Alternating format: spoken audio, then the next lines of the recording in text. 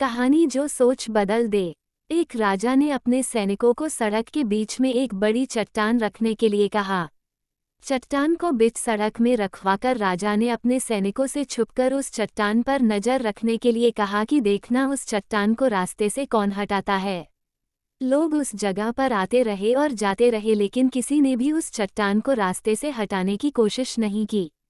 उस चट्टान के पास से लोगों के गुजरने वालों में राजा के कुछ करीबी लोग और शहर के बड़े व्यापारी भी शामिल थे, और उनमें से कुछ लोग तो राजा को ही कोसने लगते कि क्या राजा इस चट्टान को भी रास्ते से नहीं हटवा सकता। लेकिन किसी ने भी उस चट्टान को रास्ते से हटाने का प्रयास नहीं किया। ऐसा काफी दिनों तक चलता रहा।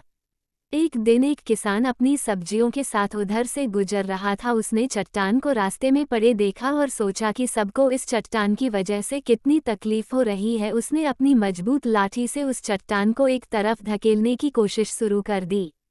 काफी कोशिश के बाद वह उसे सड़क से हटाने में कामयाब हो गया।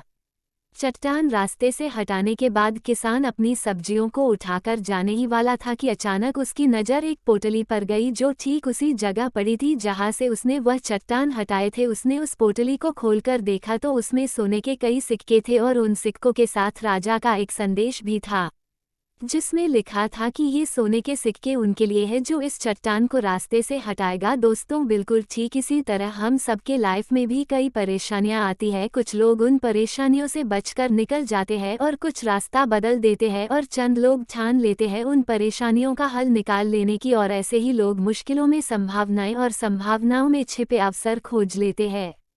मजबूत इरादे और नेक दिल के साथ किए गए कोशिशों के परिणाम हमेशा ही अच्छे आते हैं। इसीलिए जीवन के परेशानियों से घबराओ मत, बल्कि उन परेशानियों को हल करने की कोशिश करते हुए जीवन सफर में आगे बढ़ते रहो।